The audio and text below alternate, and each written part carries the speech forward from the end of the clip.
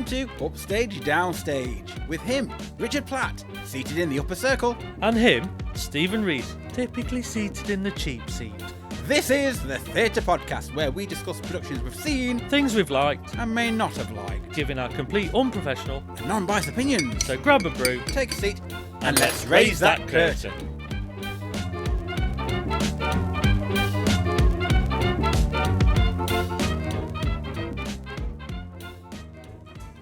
On today's episode, we'll be discussing An Inspector Calls.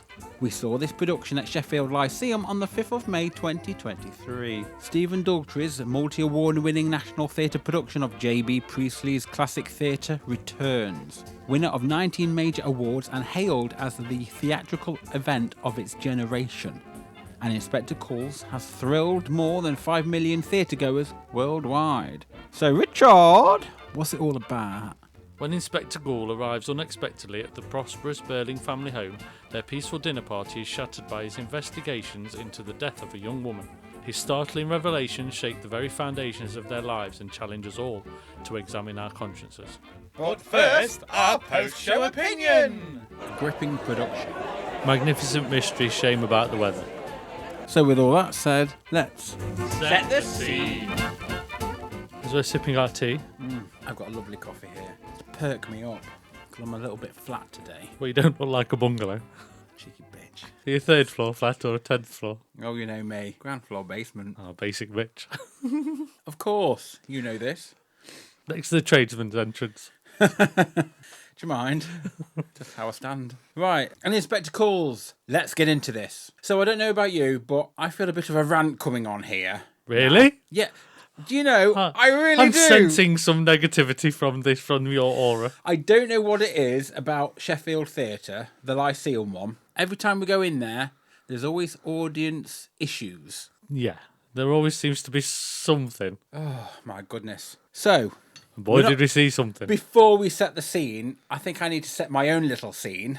We were sat at different seats, so we were very much at the back. I was on the right and Richard was on the left. And in the first act, well, it must have been the first 10 minutes, there was nothing but chomp, chomp, chomp. Rustling of bags, opening of crisps, constant popping of the Pringles. It was like a competition. It was. Who could have their... When did we see it? Was it a Saturday? Was it the Saturday or the Friday? I can't remember now. Friday. It was straight after. Friday. Yeah, I think, and it was a 7:45 start, and I think everyone was just tucking into their dinners in the theatre. Only it consisted of crisps. Yeah, and I must admit, they've probably sold or bought in with them the most noisiest crisp packets or sweet packets or whatever they've got. And it wasn't just the crisps to share, okay? It wasn't the great big Doritos or the Walker's Sensations or anything like that. It felt to me as if someone bought a multi-pack of Smith's crisps that you had to open another little packet of salt just to sprinkle on and make even more noise. It was so ludicrous. And not only that, there was a woman in front of me opening what looked like Revels, and another one to my side that opening up like Maltesers, and all sorts Can't stand Maltesers. It wouldn't surprise me if one of them took in a bloody pot noodle and boiled the kettle as well and started slurping away at that. I mean, somebody's missing a trick if we can't design quiet packaging for food for theatres, because we'd make an absolute fortune if they'd developed it. I mean, the family in front of me, I say family in front of me, there was half of the family in front of me, the other half was sat next to me.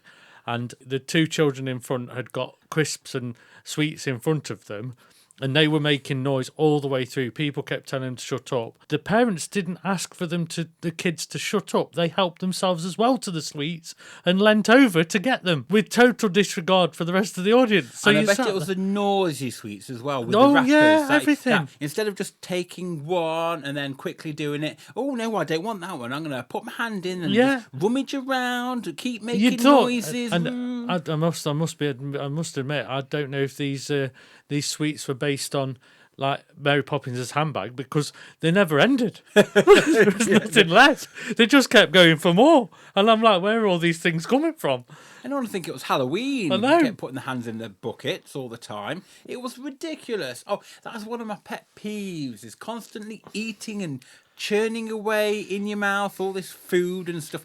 Why can't they eat properly before they go out? I think we need some decorum and etiquette here. I think going on in the it's not just that. I think for me, it was the fact that the parents weren't stopping it they were letting it happen, almost like it's the God-given right to eat sweets in a room, in an auditorium with other audience members in there, which totally distracts from the production. Because if you won't go to the cinema to watch a film, it's that loud that you can't actually, it doesn't really matter as much. Whereas we're watching a production where people are using their voices and the microphones are only there to help project that voice. They're not there to drown everybody out in the audience. And we're in a different medium here. This isn't the cinema or at home when you're watching telly and binging Netflix. Well, exactly. It's really frustrating that we've lost something it's a in lack etiquette. Of respect. We've lost the etiquette of what happens in a theatre. Yeah, but it's a respect of the actors that are on stage performing to you. And everybody else that's paying quite a lot of money to see a production,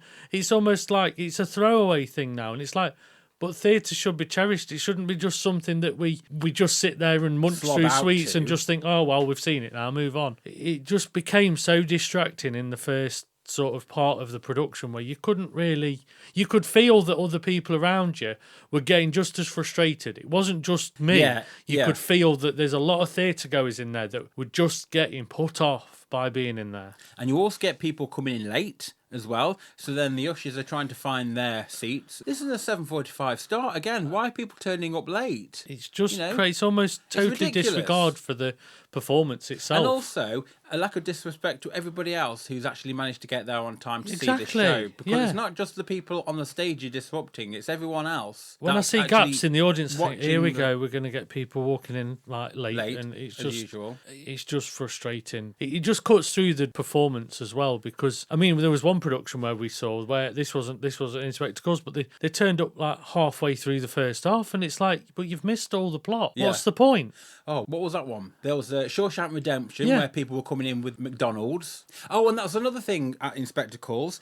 I could smell a kebab. Someone had a kebab on the back seat. Yeah, what was that about? Well, I mean, I went to see witness for the prosecution, and people came in 40 minutes after it started. I mean, what's the point? What? Why? Why bother? What's the point? I wouldn't bother. Go in to see it. What are you... what are you hoping to gain at the end of it? You're not. Oh, that was a really good resolve. I don't know what it was about, but it was a good resolve. Exactly. What's the point? Crazy. It's ridiculous. And in the first act, I kid you not, a telephone went off. Now, on stage, there was a telephone box. I was convinced that was part of the stage because I thought it was coming through the speakers. Because that's how loud it was. Yes, it was that loud. I think, why are they ignoring that telephone? What's going on? And then somebody bloody answered it, didn't they? It was on my side. And then we realised it wasn't the inspector calling. No, the inspector did not want to take that call. But then it gets better than that. Then they put it on silent, and wherever they put it, it vibrated all the chairs, and all you could hear was a real big rumble. It was like, just switch your phones off. Oh my God, it was ridiculous. And also, there was a load of people talking, chuntering all the way through it. These conversations aren't even about the production either. No. Rambling on about anything. It's like, leave your conversations in the interval or back home. Mind, this one didn't have an interval, but why come and pay a lot of money to come and see a show if you're going to talk all the way through it? Yeah, and I feel that, have they been made to come and see this production? Because normally when you come to the theatre, you do want to watch a production, not go to then disregard what you're seeing. Yeah. And I think it was very difficult to understand why certain people were in the audience if they didn't want to be there. It's bad enough when you have to keep putting up with the audience members that have to go out because they've got a leaky bloody bladder every 5 minutes. Well, up exactly. and down. Exactly. I'm bringing in a cattle prod next time and I'm going to start tasering people. I have had enough of these people. Don't come to my theatres. If I'm there, you're going to get zapped. Any Russell. I don't if care your name's what Russell, the name is. Your name's Russell Packett, you're out. Yeah. If I hear one little tiny iota of a little sweet being unwrapped, that's it. You're getting it. So there we are. Yeah. That's our discussion of etiquette in theatres. Now then. I think we need to set the scene, don't you, now? I think is that what we're going to do? Yeah, I think we need to. So, as we walked into the auditorium... And got hassled. And got rustled. Yeah. It started with the curtain down, but there was a little radio on the stage, wasn't there? There was a little radio on stage, and there was also the accents of the stage was actually raised up in certain ends, almost like it had been pushed, and the stage had broken and pushed up the side of the stage on the side, just to show that there was more to come. Yes, it was giving you a tiny little bit of it was. every little because detail. It wasn't the usual red curtain that you see in the Lyceum. It was actually the one for Inspector Calls because it had got big tassels on the bottom, and it was almost very traditional, like original 1800s theatre, Edwardian style. I actually thought that was part of it. I didn't realise. Yeah. That's the one they bring with them, so that is part of the. Fair enough. And they had a little lad come on, and he was like messing around in the curtains, going to the radio. But then there was another little girl as well. And in a way that I think we've lost that curtain element of the production sometimes, where that felt more like crushed velvet and it felt real. Yeah. In the compared to the newer stuff that's just it's not as voluptuous maybe. Crushed velvet. That crushed velvet. Good. It does, doesn't it? Plush. I've heard of her. What plushed velvet? I've heard of her. Crushed. Oh, crushed velvet. Yes, I thought that's what you said. Yeah. New drag artist, is it? Yeah, crushed velvet. Yeah, crushed velvet. Mine's going to be misdiagnosed. Misgendered. No, misinformed. Anyway. Yeah. And then before the curtains raised, we were introduced to some chilling theatrical soundscape coming through the speakers that was very much slightly reminiscent of the Homecoming when we heard that. Yes, it was, yeah. But it set the drama up because the moment the curtains started raising bit by bit, we saw the cobbles, the noise was just ferocious. I suppose what we want to say is that we saw the children lift the curtain as though they were controlling the actual... Oh, was that what we meant to say? I can't remember that. You're moving because what actually happened? I was going to say that it was whilst the music before the curtain raised though. Before the curtain raised, the kids came from back of the audience. Yeah, but we've already done that bit because they came on stage, didn't they, and kicked the radio? Yeah, because they were messing in the curtains. Yeah. But when the curtains raised, which is what you're saying that they helped raise.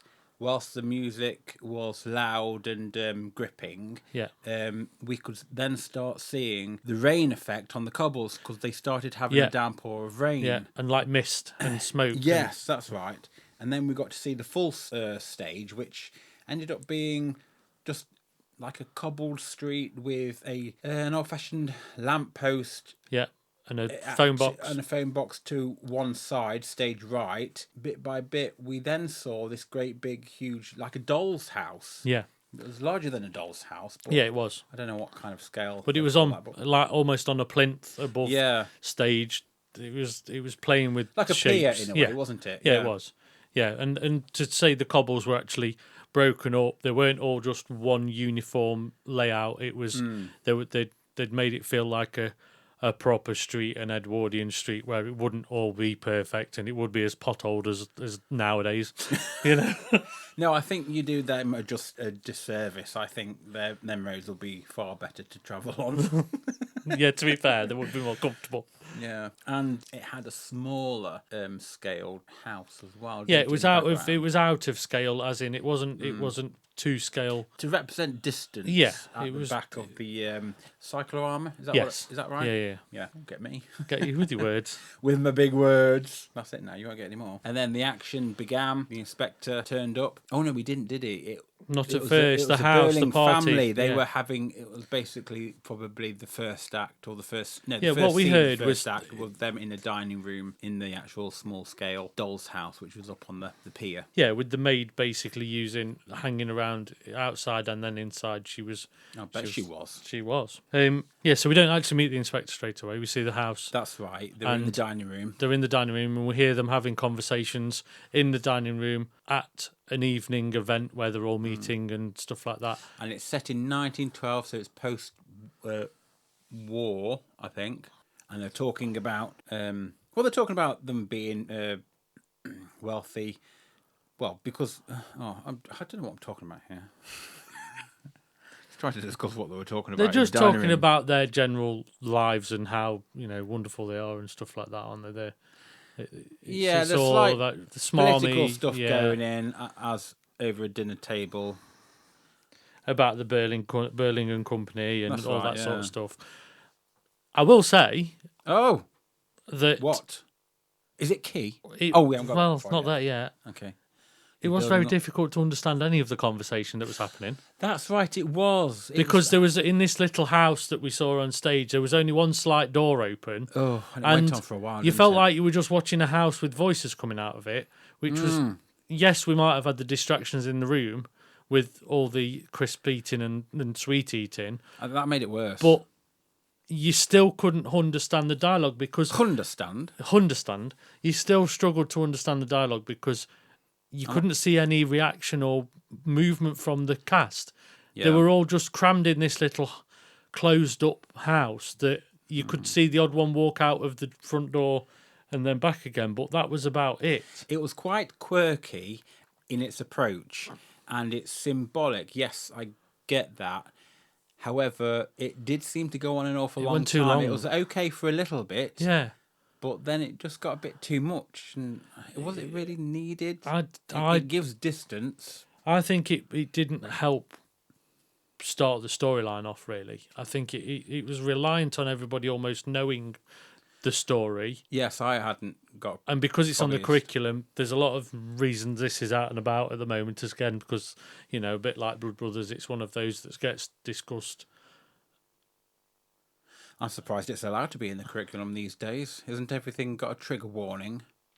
Oh, yeah. I mean, what if... I'm surprised, it might have a trigger warning because it has a big doll's house in it. I think it's just... I don't know why that would be triggering, but you never know. Some people are like that, Richard. Yes, they are, Stephen. I get triggered by sweets being rustled in the auditorium. I think we've heard that already. Oh, yes, that's true. We've... Don't make me relive it. Next time we go to that theatre, I bet someone's going to end up doing toast. There's going to be a row of toasters popping up toast, aren't I thought we were talking about a musical then. So I just think that was a little unnecessary because it went on too long. I don't mind it for a little while, but I think it just took away that whole scene, really, because you struggled to understand actually what was happening. Yeah, especially if the whole beginning is a setup to establish characters and you almost felt like only until you got to the next scene where the house became open that you actually started to understand who they were, but they almost had to repeat what they'd said previously for then you to realise who they were, and it just felt more like a gimmick. Yeah, it did. It did. Didn't it? Yeah, someone had an idea. They had a very clever idea. Yeah, they just dwelled on it a little too long. Yeah, a little bit too long. However, where are we going now, actually? Because I'll just finish that train of thought. So that was just before the inspector arrives, basically, wasn't it? Oh, okay. Yeah. So where do you want to go? Oh, my train of thought that I was going to tag on to that before stopping myself was just about the props and costumes within that doll's house, to be fair. Everything just looked like superb. A lot of detail had gone into that doll's house. It did, yeah. In terms of it being its own little set within a set. All the scale was correct. Yeah, it was. And like 3D and and it felt to detail. It felt even, right. Even in the attic when the whole thing opened up, there was like an old Ted in the attic and stuff. Yeah, it was like a compartment, but it felt like it was still within the. Yeah, and I didn't need to have had anything in there. What's wrong with me speaking? I'm getting like you. I know. And that's the end of that. And that's we are. So, with this being a classic play, I suppose, do we even dare talk about the writing? I think we do in a way that we need to look at maybe has it aged well or has it not? The adaptation to the writing, maybe. Yeah, adaptation. Adaptation, yeah. Because I think I would be more inclined to have seen this had it have been done without the gimmick of the doll's house. Yes. Because there was a lot of, especially when there was the stairs that were put on so the inspector could go up into the doll's house to start talking and interacting with them. It just felt like that could have all been done in the actual drawing room in the house.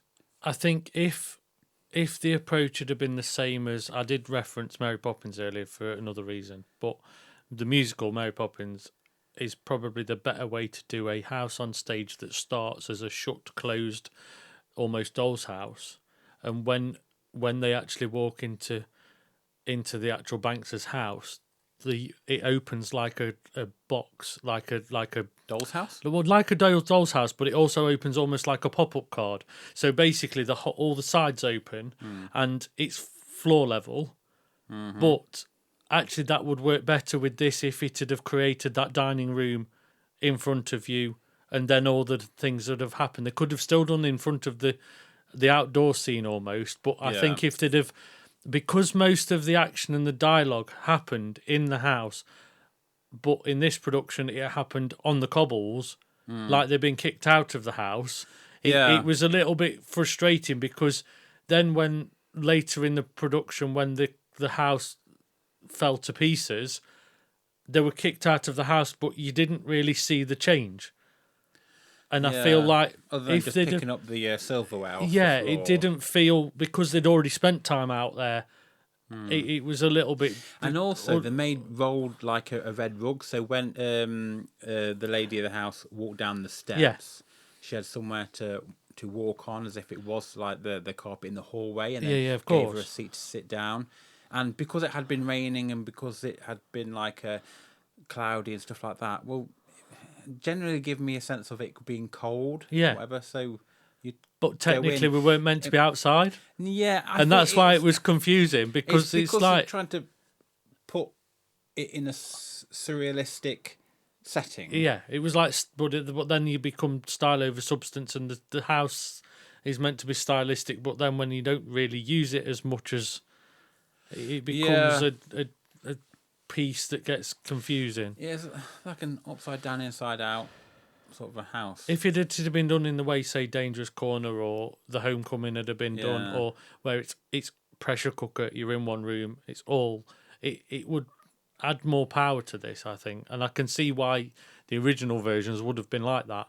Yeah. Because theatre doesn't have to travel to other realms or other spell spaces all the time.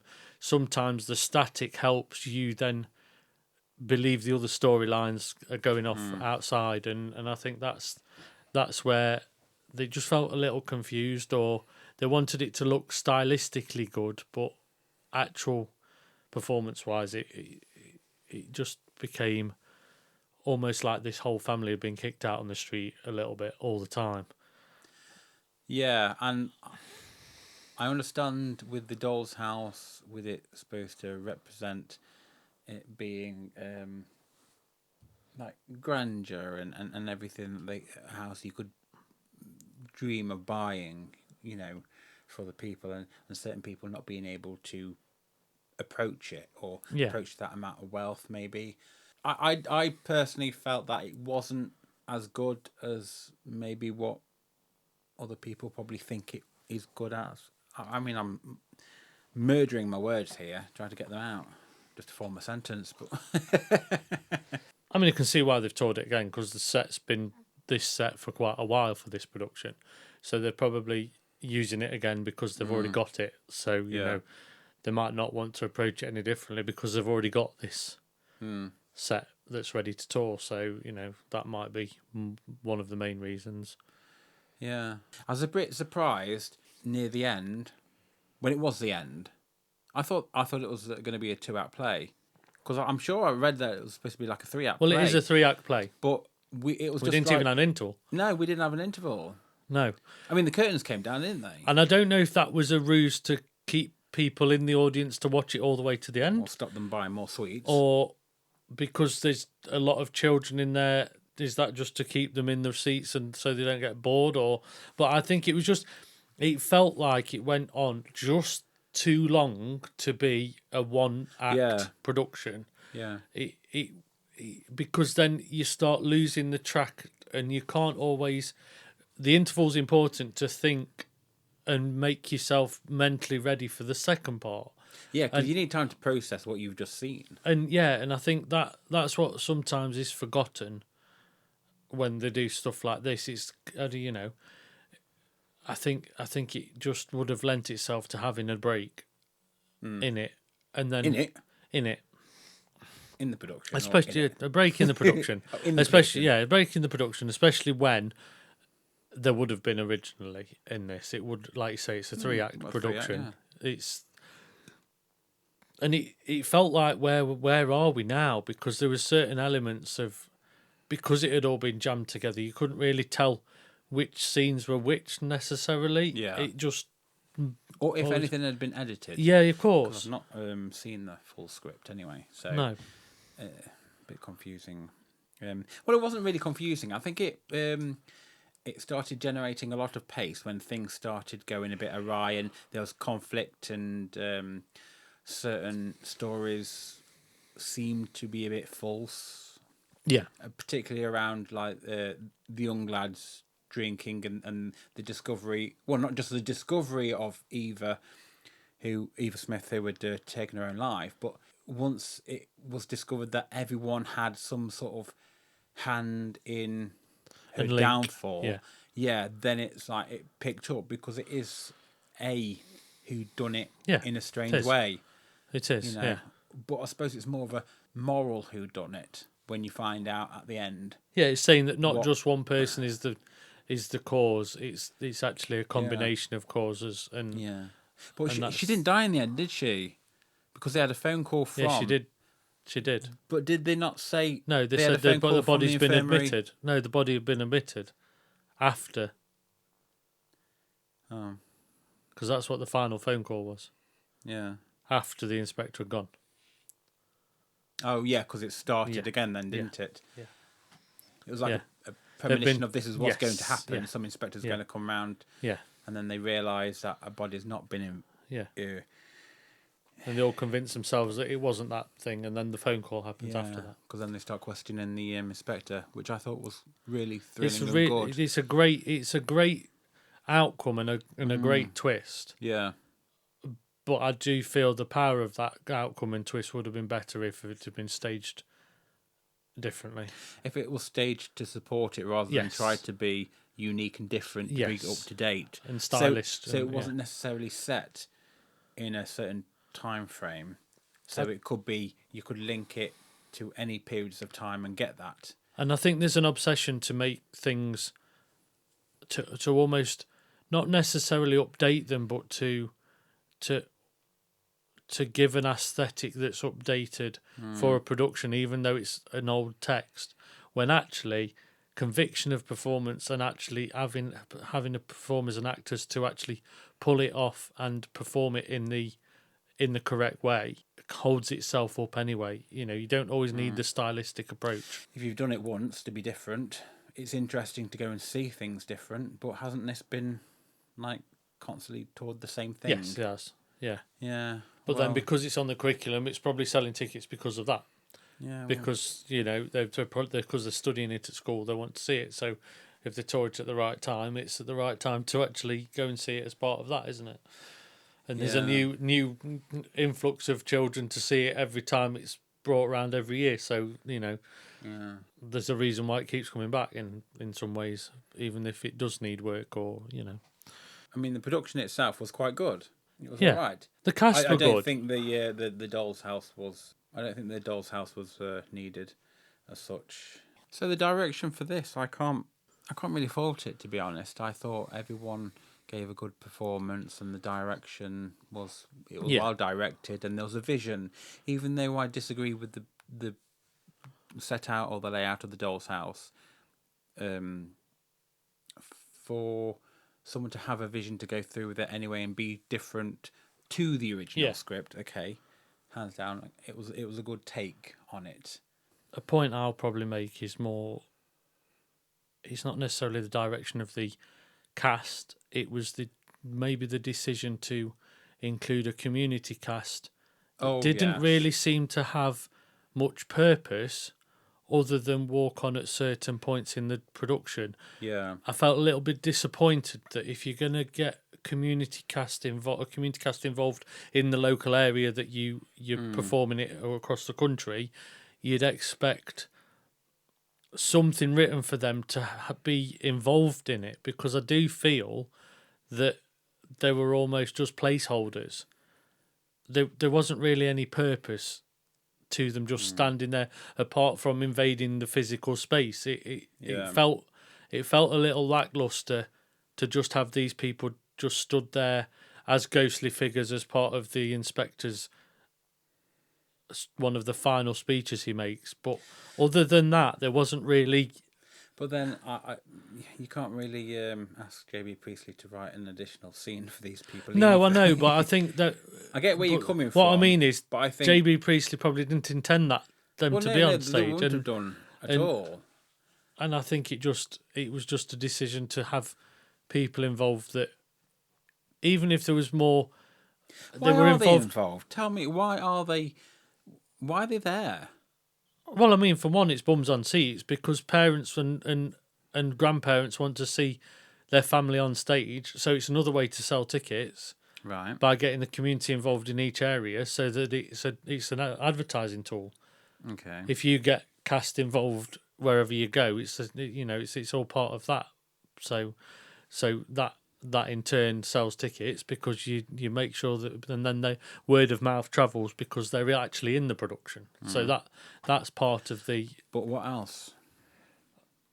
All I saw it was for is for to enhance the fact that the inspector's a ghost and he's actually passing over into the other side, and he's got all these other people that have already passed over, and that was the only part of the scene I could really see. If they'd have used them as part of maybe scene changes or set changes or things, walk-on pieces, that it just felt like they could have done more, not necessarily the dialogue side, but just being there more physically to be involved in it. It may have had more worth. And I think at first it just felt like, oh, these people are just there because we've got to put bums on seats. And I think that's where I struggled with it.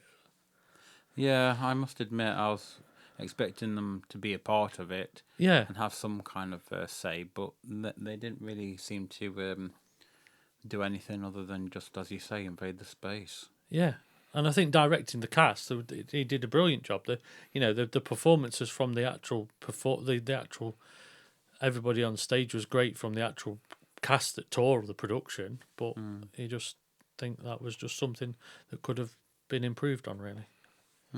Moving on to our next segment, as we say, we're here for the drama.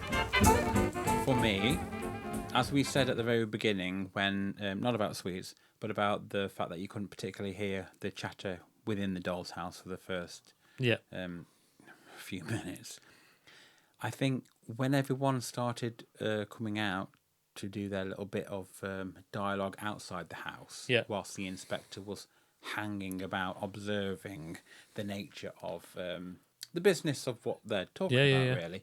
Even though I felt everyone did a good job, it wasn't until Sybil Burling came out where the energy started picking up.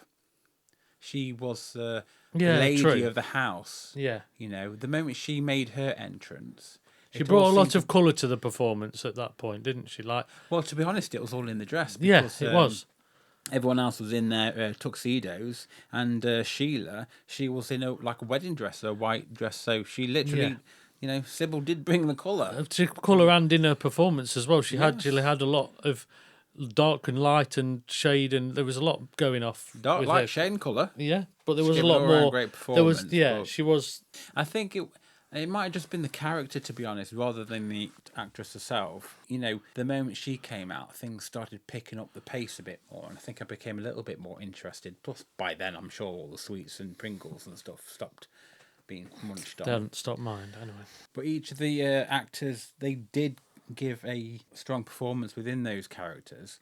And especially the maid, who didn't have any lines at all, and I was quite surprised about that. Yeah. And was she one of the community people that actually had a starring role, or was she part of the touring thing, do you think? As far as I know, she's part of the touring cast. Yeah, I was going to say, maybe actually with all the stuff she had to do.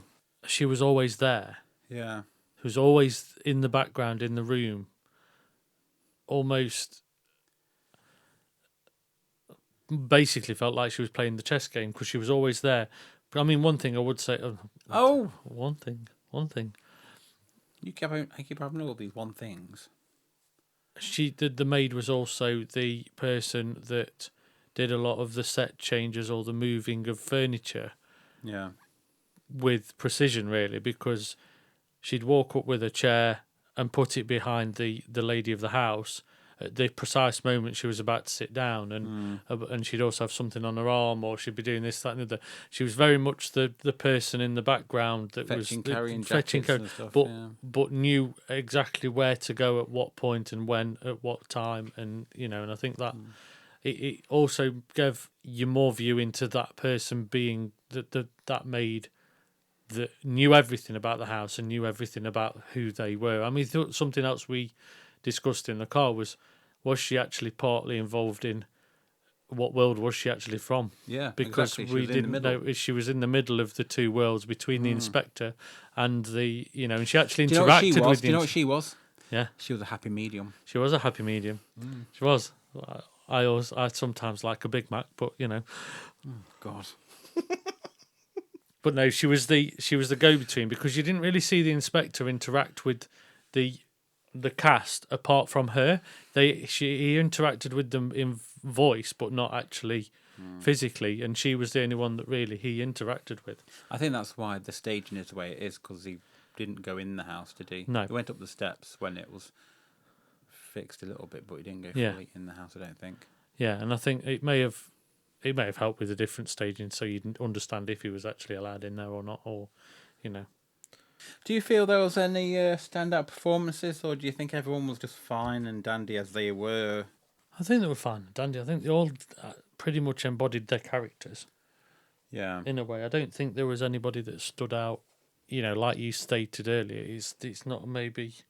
It's maybe their character that stood out rather than them as a performer. They all performed at the right level. They all performed in the. Yeah. You felt like they were all related.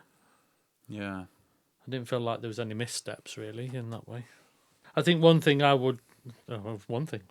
something I'd say is hats off to the cast for carrying on performing while all this noise is happening up in the audience. Because it must have been so distracting. Yeah. If it was distracting for us, some actors actually stop the production. Don't they? They do. Yeah, and I'm surprised they didn't. Yeah, there wasn't any sign of them stopping what they were doing. Mind you, if we saw them Friday, they probably had a whole week of it at Sheffield. They probably got bored of it. I would mention that I think Sheila's costume in the red, it was so finely detailed that I didn't think it needed all the pearls that was around her neck or whatever it was. No, it felt a little bit overdone. Yeah, a bit too much. Like, she needed to just take that off and she would have been fine just as is. It felt almost like she was performing for the back row when actually the costume was trying to perform for the back row, but it was too busy. There was too much going off. And I suppose my only view on the whole doll's house, as neatly and well packed as it was, because it was so small and they had full-size items in there, it did look on the crammed and it didn't look very refined. It looked more a little bit like a jumble sale because there was so much in there, because the space was too small to have any wall space, so it was less grand because it was all crammed in, so a little bit more. So I didn't really notice that much. I thought it was relatively okay. Although I would say that I slightly agree with the fact that the model scale just seemed to be a bit on the small side. In terms of it, Well, it was fine, a bit like... Fine if it was meant to be a doll's house, but at least make it so they can actually still get through the door without having to bob. And yeah, exactly. And not just that, I think I would just... The size of the set again, we are a little bit. I mean, but it just got in the way of the cast and the performance, I think, because they had full-size chairs and tables in this doll's house, and then that meant there was no room for them to get round, and it was like they'd not even played with perspective with the chairs and the table to actually make it feel shrunk towards the back, towards the front, and I think that's what then didn't play with your mind, that it was a doll's house or a, I think that didn't. And when the doll's house closed, the front closed and then opened again, it was very wibbly wobbly. Oh, it was, yeah. There was a lot of, but it was also, it looked like it was cardboard. It was a manual function as well, because the cast actually had to they had to lock it off when they shut it, and it you could tell they were almost waiting in there for it to come round and shut, and I think that made it feel a little bit cumbersome. I think it looked better when it opened than when it shut. To be fair, it looked more. Yeah, about the set. The whole house. I think it looked better when it actually came open. It was smoother when it opened, but when it shut, it was clunky and I bet you've said ineffective. that before, haven't you? Yeah. Moving on to our next segment, as we say, what the tech is this? Now, Richard, with your clunky set. Well, not your clunky set. Let's talk about all the technical aspects of this. First of all, let's start with the sound. Because at the very beginning, we started with quite a nice, evocative sound coming through the speakers. Then where did all that go? I was just going to add to that. Oh, by all means, you can. I mean, it's partly your podcast as well. What was the point in the rain and the thunder and the lightning and the wind and the sound effects? And it's like we'd used them all up in the first scene. I think they're trying to push climate change. I think we had all climates and all weathers. I think when they all weather systems in the first 5 seconds. I think when they take it to the next theatre, it's going to be like roasting hot. I think a great big burning sun as well. Not 2 suns. Visually, it looked amazing at the start when they opened the curtains, and it felt like a horrendous storm. It felt like we were in Twister. It felt like we were in a monsoon. It was like, it was great. Well, however, for a minute, it took my mind off all the sweets. Yeah, it was great. But then it was never used again, and it was almost like this is the special effects we can do, and let's show everybody what we can make it look like. But then to never do it again, it was like. Do you reckon it's supposed to represent like the underworld, with it all being maybe like crappy weather and whatever? But for me, what would have been really more impressive was because there was 3 acts in this production. If you'd have used that effect maybe as a scene setter for each act, instead of a blackout or instead of this, it could have been ultimate chaos. The rain could have come in. It could have moved the production on again. But to just do it at the first bit and then never do it again, it just felt, because for me, all that weather system was about was to fill the water in the puddle. What? There's a puddle to get water in it, so that when she came down in the white dress, she got it wet. That felt like, is that the only reason we didn't rain that much? Yeah, because she's gonna have a wet dress, and it was a bit like, is that it? It just felt so thrown away, and that's doing a disservice to the theatre technicians, really, because they put so much work into that, and then it was not used again. But that's a way of like modernising an old production. It was like it just looks out of place a little bit. Yeah, I think that's probably the issue when you do have like physical realistic rain. Well, I'll say realistic rain. When you have that go off, to then keep doing it, it's going to cause probably a lot of issues constantly. But I'll be honest, I'd have much rather had the mousetrap with a windy window and a bit of rain in the background. Yeah, that would have felt more realistic than this. It was I suppose that's when you can do that, when you've actually got a full house set. Yeah, exactly. And I don't mean like a doll's house. With distance. So was there any more sound cues or anything that, apart from the telephone, that wasn't the telephone? I don't think there was. You see, this is the thing, they used it all in that at the start. Oh, okay. So what about when there was like an explosion from the chimney because the house was on its going to collapse? Do we have to talk about that bit? Oh dear, it was quite exciting. It was exciting, but for the sound effects weren't in time. The table dropped and the sound came after it. And then there was yellow flames coming out of the chimney, but that looked out of place. I mean, I've never really seen like bright orange yellow flames coming out of a chimney before. We'd have been better off with smoke and maybe light rather than a very jarring, almost flare-like colour. Yeah, so why would that go out the chimney? I don't know. Unless it's just done in a surrealistic I'd understand way to smoke, explain. a big power of smoke coming through, because like the chimney's set on fire, but it didn't feel like that. It just I don't know if it's meant to indicate that the chimney's still on fire, but because of the house like collapsed, I think it's meant to be that their whole world and everything is on the brink of collapse, hence why it tilted up and going off like that. But with flames coming out the chimney pot like that, it just looked a bit like. Had it have been like the whole chimney thing exploded and rumbled or whatever. Fair enough. Or something like none of the bricks fell off or anything like that. No. And then I'm going to say it. Oh. Was there any need? Because was there any need? Why did we then have to sit through the house being reset on stage, ready for the next performance? Because we watched it being rebuilt in front of our eyes. Yeah. And it felt like, why? But it went back on itself, didn't it? So they finished up back in the house. They did, but did they need to go to that level? Because that's when it was a wobbly door. Yeah, exactly. Cardboard cut out. And I just felt like... Right, so riddle me this. We had the doll's house that they were performing in. Why on earth, on the cyclorama, was there a model doll's house? I didn't get that. I don't know if it was to show that it was on a street with other houses or that it was a replica. It was very difficult to work out why. Yeah. Because it'd be better off having the cyc with just the clouds, because they actually look quite good at the back just to show a bit of atmosphere, but I don't understand why their little house was there as well, to make like another doll's house, a doll's house in a doll's house. I was getting a little bit confused. Yeah, no, I think it was just to represent the same house, but at a distance, but it was never referenced or spoken of, and I just don't get why it was there whatsoever. I don't understand why it was there.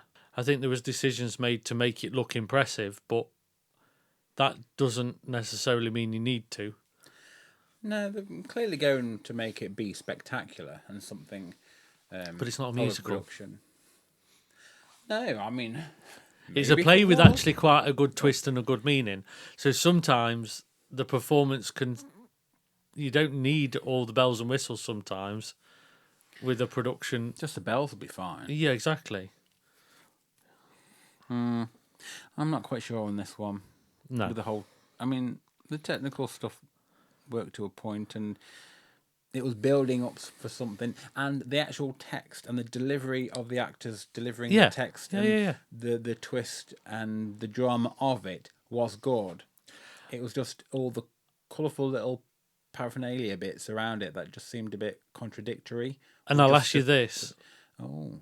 Would you feel the same way if we had had an interval? No. I think I would have been able to... I don't know.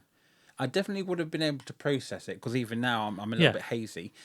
However, if we came back from the interval, would more sweets and Pringles been brought? Maybe, but would what I mean is... someone actually have come in with the Domino's pizza? By the time we got to those extra special effects and that extra... those things happening, we'd sat through an hour and a half, and it was like, is this done yet? Yeah. Because... Well, I thought there was more to it. You just felt like they were throwing... You felt like because you were stuck inside this thing, it didn't become as impressive than maybe if we'd have had a break and actually gone back in. Maybe because we'd have had time to process in the interval, maybe those things would have made more sense. But because we had no interval, it was almost like you'd seen too much. There was so much happening that it was like, oh, there's another thing happening now. Maybe. Yeah, I don't know if a lot of things were happening. I just think a lot of maybe unnecessary things were happening. Yeah. Just to... Maybe it's the fear of the script itself. And that's where I think it's like... Is this script actually boring, or should we zuzz it up with a bit of surrealism? Or did the person that decided to reignite life into this decide that they didn't trust the script? Very interesting. Yeah, very interesting, but it was their take, their baby. Yeah. Well, I mean, it was all right. Maybe maybe it would have fared better with us if we hadn't seen it in the Lyceum, maybe. Do you know what I'm saying? Yeah, maybe. Yeah. Next time we ever go to see a production, I'm taking my kettle prod. And now it's time for our Rewind Rewatch. So, Richard, what part of this production would you like to rewind and watch again? I think for me, it's when the lady of the house entered. That's probably the best bit of the production, just because. Did she enter or did she exit? Well, because she came out the house. Yeah, true. But I think it was more that scene. That was probably the when things started to change and twist. But yeah, that's probably one. And the young son were getting more drunk and stuff. Yeah, I'd probably agree with you there. You know, it was definitely a bit where they were all out there. Maybe when they had been thrown out and they were sussing out who the inspector was. I think that's the bit I'd probably like to rewatch again. Yes. Or the bit where there was too much distraction from the crisps and the Russells and the packets. I do not want to relive that. No. Keep your fruit salad and your blackjacks all to yourself. Thank you very much. Yeah. And put those Pringles away. Definitely. Although, once you pop, you can't stop. No. So, people, if you're going to pop it elsewhere. Pop it before you pop in. Oh, and another thing. Oh, one more. A woman next to me. Yeah. She kept chewing gum all the way through it. All the way. You just had it in stereo, didn't you? The Harriet, the Hubba Bubba ones. She was chewing all the way through. No, she wasn't chewing. She was popping. She was popping. She was popping in and popping out. I was going to say to her, if you pop that gum one more time, you go straight into my knife 10 times. Sorry. Moving on to our final segment, as we say, call this a show? So, summary then please, Richard. Sum this play up in 60 seconds without deviation, hesitation or repetition. I enjoyed it. I just think there was a few decisions made to flesh it out and add more bits that weren't necessarily necessary. But the core of the actual writing and the production was good, and I think the twist is really good. I have seen it before, this production, quite a while ago. My memory has forgot it, so maybe it's not as memorable because of all the bells and whistles they add to it. You and them bells and them whistles. I know, this time. This is the first time I've seen this production, and I did actually enjoy the writing. A bit ploddy at first, but then I wasn't quite sure what the situation was. Not being able to hear much at all, and the distractions. However, be that as it may, I did enjoy this production.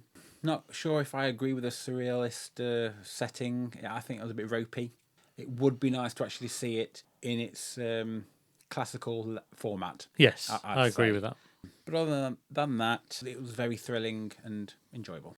It's score time now, Richard, for an Inspector Calls on a scale of 1 to 10, with 10 being a chilling knock at the door and 1 being a crisp, munching nightmare.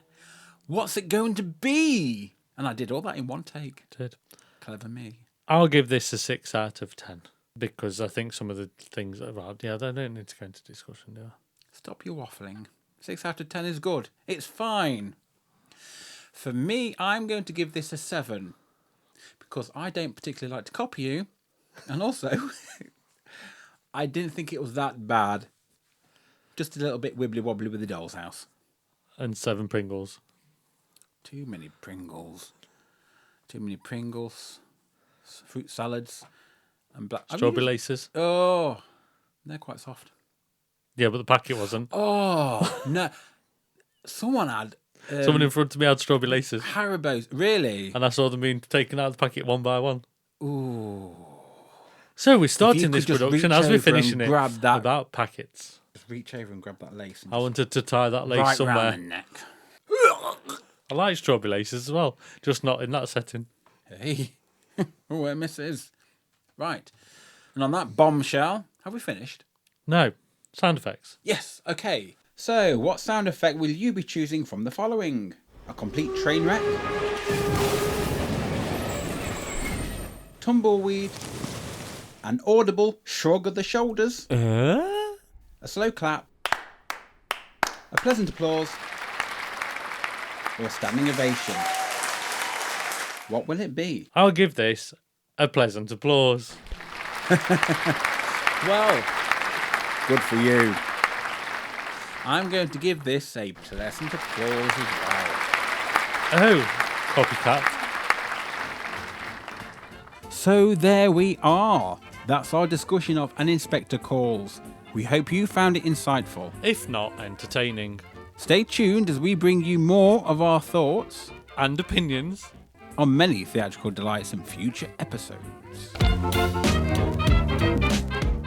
If you'd like to get in touch, email us at upstagedownsstagepod@gmail.com. You can always join in the chat to share with us your views of a production. Also, make sure to follow, share, like and subscribe to all our channels so you get every episode the second it's released. And we hope you join us again for another instalment of Upstage Downstage.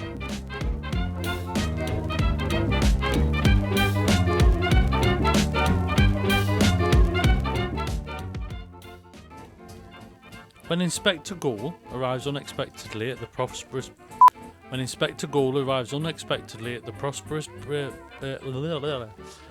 Their peaceful dinner party is shattered by an investigation. Their peaceful dinner party is shattered by his investigations. His startling revelations shake the very foundations of their lives and challenge us all to examine our consciences. I'll do that again. I think it's wise. I'm just telling you, I'm going to do it again. All right. Oh, the inspector didn't need to call me. 'Twas me all along. Hello. 1, 2. Oh, I'm very loud today. Hello. No, I'm all right. Are you talking? Oh, sorry. Yes, are you waiting for me? Of course. I was always waiting for you. Are you absolutely sure? What about now? I'm receiving you. Oh, jolly good. God forbid I wouldn't be. There'll be trouble if not. Wait! Oh, why are you waiting now? for me? Why? On today... What's she hanging about selling violets? No, biros. Biros. Come and get your bic. Reds on. Gloves, Cornelia James. Someone's got a credit for gloves. Sorry. No. Yeah. Give a shout out to Courtney for her gloves. I think it wasn't until the lady, I was going to say Bracknell then, and it wasn't until Sheila, or was it Sybil? Susie? What's the fucking name? Sybil Surinder. Cold woman. Yeah. So Pause that. It's Amazon. Yeah. Amazonian Airways. Amazonian Airways. Ew. Spiffing. What? Indubitably. What? Oh, I'll have to Google that one. I'll have to ask Inspector Ghoul. What? Yeah, that doesn't work. Dun dun dun. Meow.